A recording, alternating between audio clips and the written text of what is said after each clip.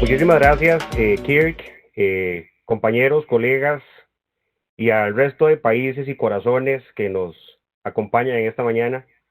Y a todas las pymes que nos escuchan también, coincido con la señora ministra, 3 años de la celebración de esto es, es gratificante. Todo lo que pasamos por acá, todos los que empezamos desde un emprendimiento, llevamos a cabo una pyme, sabemos lo difícil que es, y uno de los procesos más complejos es el cambio.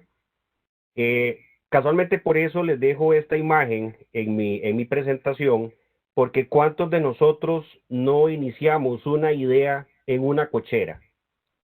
La iniciamos en un comedor, la iniciamos en una soda, la iniciamos en un restaurante, la iniciamos en una cafetería de alguna oficina, en fin, todos los inicios tienen ese concepto, ¿verdad?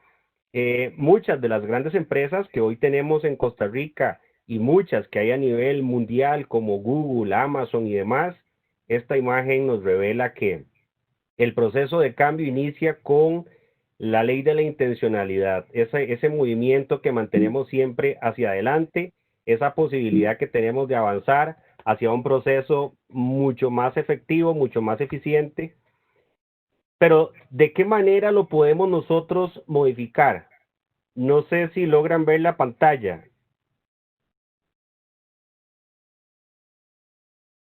Me escuchan, disculpen. Sí, se logra ver. Te escuchamos bien. Gracias. Estoy compartiendo la imagen de dos chicas que tienen la mirada fija en el cambio, que tienen la mirada fija en lo que va a suceder. Aquí estamos hablando del principio del ente, y es que quienes nosotros somos determina cómo vemos a los demás y cómo vemos el entorno. El principio del ente nos habla de quiénes somos y dependiendo de quiénes seamos, es como vemos el mundo y como vemos el proceso de cambio. Quién es usted determina lo que ve, quién es usted determina lo que hace. Hay 5 aspectos que determinan quiénes somos como persona. Uno, no lo podemos modificar, que es la genética. Otro es cómo nos vemos en el espejo, es nuestra imagen personal. Otro es el proceso que tenemos de experiencias de vida, tanto en lo laboral como en lo emocional. Nuestra actitud ante las diferentes situaciones que nos presentan los procesos que llevamos a cabo y las decisiones frente a esas experiencias y definitivamente la gente con la que nos rodeamos, nuestras amistades, nuestra familia. Si nosotros tenemos ese principio claro y sabemos quiénes somos, la primera persona que tenemos que examinar somos nosotros mismos. Nuestra forma de hacer las cosas y nuestra forma de medirlas tiene que ver con el impacto que tenemos en los cambios en los negocios. Si tomamos como principio la imagen de este caballero con el mundo en las manos y con su dedo índice marcando su cabeza, entendemos la lógica del cambio. La lógica del cambio tiene que ver con dos procesos muy importantes. Lo vemos en la diapositiva al lado derecho. Tenemos un proceso inicial, un proceso que debería iniciar en la segmentación A, y esperamos que ese proceso termine en algún momento en la posición donde lo queremos llevar. En el medio tenemos la situación que queremos cambiar, y esto responde a 3 preguntas. ¿Qué queremos cambiar? ¿A dónde lo deseamos llevar? ¿Y cómo lo vamos a cambiar? Aquí vamos a conversar sobre la zona intermedia. Y es que si nosotros como dueños del proceso, como gerentes de negocio, como dueños de un emprendimiento, cometemos muchos errores en el cómo, el inicio y el final van a perder sentido.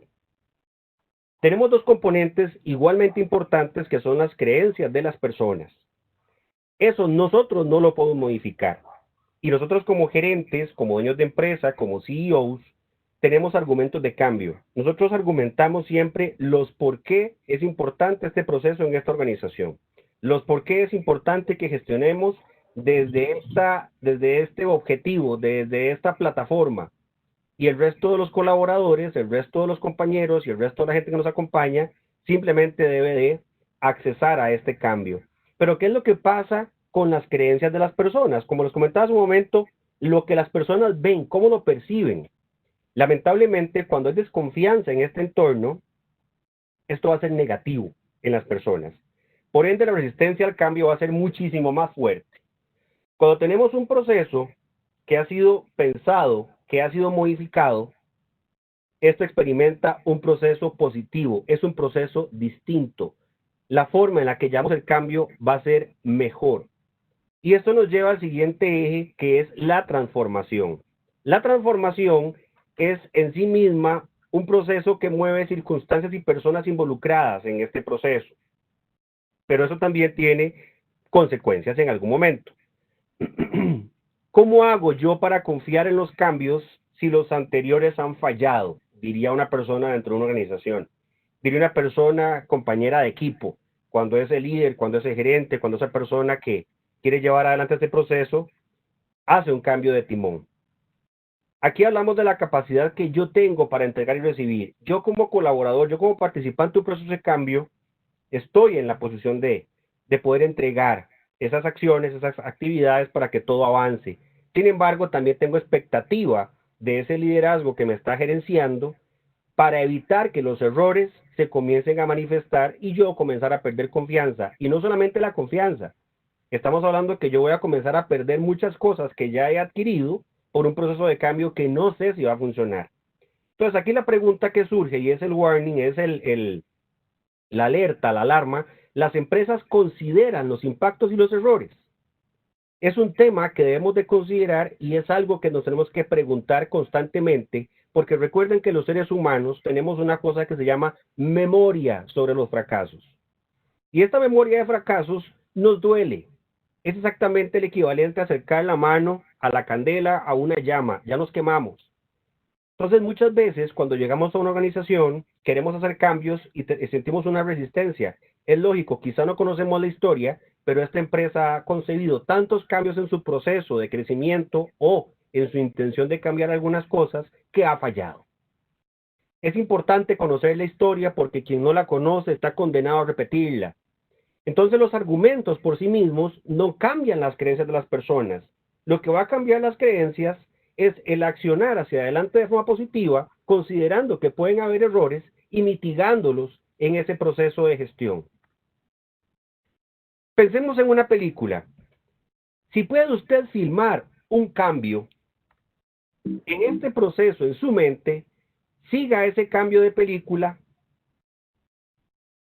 y usted va a poder entender el formato, la escena. Disculpen que se me está moviendo muy rápido la presentación. Disculpe, José. Gracias. Si ese cambio de película plano, cuando lo vamos llegando por cuadro, escena por escena, valdría la pena llevar a cabo ese cambio. ¿Qué sucede cuando nosotros, desde nuestro más puro sentimiento e intención de modificar algo, y hablemos algo básico, en nuestra casa queremos cambiar la sala, queremos cambiar el dormitorio? Yo primero lo pienso en mi cabeza, diseño un plano de cómo podría cambiar los muebles, cómo podría cambiar algunas cosas, calculo si pueden haber algunos errores, y si esa escena que hice en mi cabeza me gusta, procedo con ese cambio. Eso sucede con las juntas directivas, eso sucede con las empresas, eso sucede con la innovación, sucede con los procesos de cambio y modificación. Primero lo imaginamos, luego lo llevamos a una idea, lo dibujamos, lo prototipamos y luego lo mandamos a una prueba a ver si funciona. Es la forma correcta en la que las empresas deberían de comenzar a operar. Porque ¿qué pasa cuando no lo hacemos de esa manera? Tenemos dos procesos, el cambio y los impactos. Si vemos el paso de un cambio es a la velocidad a la que queremos llevar este cambio. ¿Va a ser gradual? ¿Va a ser veloz? Aquí el proceso es muy importante porque va a depender de una sola cosa y es de la rentabilidad de la empresa. Si la rentabilidad de la empresa tiene factores positivos, probablemente el proceso de cambio vaya a ser gradual, porque estamos generando ingresos, estamos generando muchísima contribución en el negocio y no precisa tanto. Pero ¿qué sucede en un plano como el que tenemos hoy? ¿Qué sucede con la naturaleza del cambio que hoy vimos que es el segundo proceso? Tiene que ver con la profundidad de ese cambio. Aquí tenemos una situación compleja y tiene que ver con COVID. Resulta que el COVID vino a cambiarnos todo un proceso a nosotros que tiene que ver con la transformación. Aquí las empresas han sentido un golpe muy, muy fuerte en cuanto a sus ingresos y eso ha tenido una consecuencia inmediata en la identificación de problemas y conflictos y la incapacidad de resolverlos. Entonces, no era tan cierto que no era posible hacer un cambio. Era muy cierto. La situación que nos presenta es la cuantificación de los daños en ese proceso. ¿Qué tan bien hemos podido gestionar? ¿Qué tan bien hemos podido procesar la velocidad a la que el mercado nos invita a generar este cambio? La presión que ejerce el mercado sobre cualquier empresa y su modelo de negocio es lo que busca ese movimiento hacia adelante. Esa cuantificación es lo que permite generar un cambio positivo en una empresa, pero eso no asegura la cuantificación de los errores en ese proceso rápido.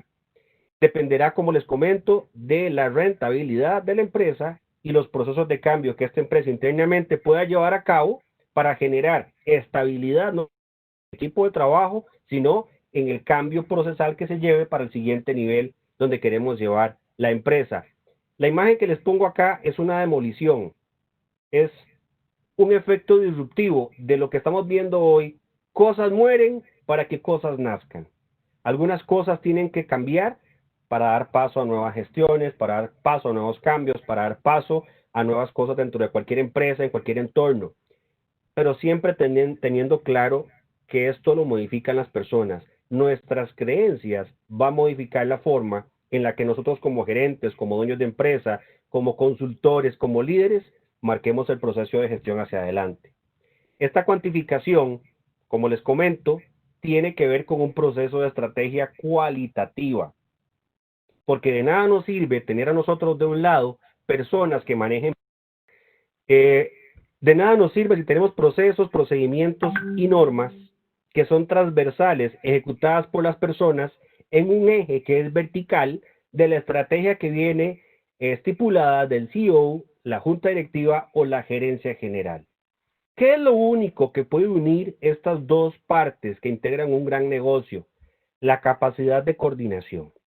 Es hablar ese lenguaje donde nosotros como empresa le podamos decir claramente a los colaboradores que ejecutan procesos, normas y procedimientos que los hagan bien para evitar errores en ese proceso de cambio. Porque ¿qué es lo que sucede cuando nosotros hacemos un proceso de cambio sin tomar en consideración la cantidad de errores que se presentan en este proceso? Aquí tenemos dos situaciones muy complicadas. Y es que si este error se mantiene vigente, es un error continuo, lo vemos como parte del paisaje. Se convierte en un error normal. Se convierte en una tarea que se debe gestionar. Ustedes probablemente preguntándose en este momento lo han vivido, sin decir nombres, podemos ver eficiencias en muchas cosas y decimos, ¿por qué no lo hacen de forma diferente? Bueno, la razón es esa. Hay una cosa que se llama en Costa Rica ceguera de taller, y es que los que estamos en una caja no vemos lo que hay afuera, y tampoco permite que veamos lo que hay adentro, y no permite cuestionar ese status quo que tenemos internamente en la empresa, y esto hace que le demos paso a la normalidad de los errores, y los consideremos parte del paisaje, parte de la escena de la empresa, y decimos, es parte de la cultura. ¿Qué es lo que genera estos errores? Mis estimados y estimadas escuchas, genera más puestos de trabajo, porque nadie se quiere arrollar las mangas y gestionar los errores. Nadie quiere meterse y embarrialarse, como decimos coloquialmente. Entonces ponemos un puesto de trabajo y decimos, esto tiene que hacerse por esta persona y creamos un montón de procesos y un montón de plazas que se llaman ingenieros de mejora continua, ISOs y otro montón de factores que tienen que ver con los errores. Una vez creado ese puesto de trabajo, ¿qué pasa con esa persona? Y eso nos lleva a la imagen de la par. Vemos a esta chica caminando tranquilamente con su café en la mano. Eso crea resistencia al cambio y volvemos al principio. ¿Qué es lo que pasa con estas personas? Estas personas, una vez que tienen esta posición y están gestionando errores, pasan constantemente evitando que los errores se corrijan, porque si no, tendrían que despedirlos. Y esas cantidades enormes, industriales de personas que hoy en las empresas trabajan con los errores son los que evitan que el cambio en una empresa se pueda gestionar de forma tranquila, de forma transparente. Y ojo, indico nuevamente, tiene que ver con la rentabilidad, tiene que ver con los ingresos que la empresa genera. Una empresa, nuevamente, que genera muchos ingresos, probablemente no vea la cantidad de errores que cometen en los procesos porque los ingresos llegan. Pero una empresa que no cuenta con esa cantidad de recursos, sí le puede poner especial atención a esos costos, a esas situaciones, a esos egresos que comienzan a drenar, comienzan a minar la empresa, y es a donde comenzamos a ver fuertes downsizing, fuertes despidos, fuertes recortes, porque ahora sí le están entrando. En procesos industriales, eso se le llama la muda, se le llama la grasa del proceso. Todos los ingenieros que me están escuchando podrán comprender a lo que me refiero. Y es ahí donde la gestión del cambio tiene que ser permanente en una empresa. Es ahí donde vamos al principio sobre lo que usted ve. Ahí volvemos nuevamente al principio sobre lo que usted es, sus valores. Usted determina lo que va a pasar en esa empresa. Su genética, su imagen personal, las experiencias y la actitud que usted tenga ante las situaciones que va a comenzar a enfrentar, determinarán el cambio en esa organización, determinarán el cambio en su pyme y determinarán el cambio en el proceso de crecimiento de esta pyme. No permita, señor y señora escucha, que los procesos de cambio que se comienzan a gestar se continúen llenando de errores. Cuestionemos constantemente si lo que estamos haciendo está correcto. Cuestionemos constantemente si lo que nuestra gente hace, si lo que nuestros compañeros hacen, requieren de nuestro apoyo para evitar que los errores continúen creciendo y evitemos que el cambio se dé. Esto que estamos viviendo en este momento, lo que estamos haciendo hoy con este seminario, con este congreso, tiene que ver con este proceso de cambio. Tiene que ver con la necesidad que tenemos en las pymes de capacitarse y tiene que ver con lo que estamos viviendo hoy en día. Hemos tenido que mutar muy rápido, hemos tenido que cambiar procesos y modelos de negocio muy rápido, últimos 3 meses. ¿Por qué? Porque no hay ingresos. Aquí es morir o salir adelante. Y esto me lleva a una reflexión sobre Hernán Cortés en su proceso de conquista y la famosa frase de quemar los barcos. Esto tiene que ver con vamos a luchar hasta el final, vamos a hacer que esto funcione y no la famosa pregunta cuando estamos bien de entrémosle a ver si funciona. No. Muchas pymes en este momento no tienen esa oportunidad. Muchas de las empresas en este momento han tenido que migrar a nuevos modelos de negocio de forma muy rápida y adaptarse a este cambio, volviendo al punto porque su rentabilidad es cero. Sus ingresos son cero. Se vieron expuestos a despidos, se vieron expuestos a muchísimas situaciones que hace que le quiten la tabla, como decimos acá, y lo manden a ver qué se puede hacer. Entonces, volvemos nuevamente al principio de enfoque, de imagen, de cómo vemos las cosas y de cómo podemos desde nuestra óptica continuar gestando un proceso de cambio en nuestras vidas que permitan cambiar esa actitud y las decisiones que tomemos frente a las experiencias que vivimos. Dejemos de criticar y comencemos a aportar. Si vemos que en nuestra empresa, si vemos que en nuestro negocio hay situaciones por mejorar, hagamos los ajustes para que esto mejore y mantengamos constantemente un proceso evolutivo de cambio. El cambio no ocurre por sí solo. El cambio se debe de forzar, el cambio se debe de gestionar, el cambio se debe de promover. Y es un proceso, como les comentaba anteriormente, vertical.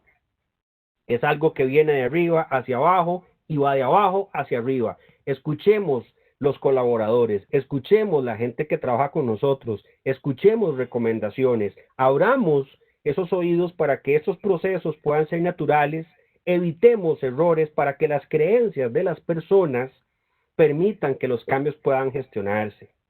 Muchas de las fuerzas que evitan que los cambios en una empresa se dé es gestado casualmente por las personas que los provocan, porque no confían en sus líderes, no confían en los procesos, porque se ha hecho anteriormente tan mal que no quiero que pongan en riesgo todo lo que me ha costado construir. Este es mi humilde aporte. Espero haber contribuido con estos 20 minutos de charla sobre el cambio con ustedes. Mis contactos, José Pablo Martínez Brenes en LinkedIn, mi empresa Concierge Negocios, mi correo lo pueden ver acá, jpmartinez@latamconcierge.com y mi teléfono 506 Inicio Costa Rica 8323-1600. Ha sido un gusto estar con ustedes en esta mañana.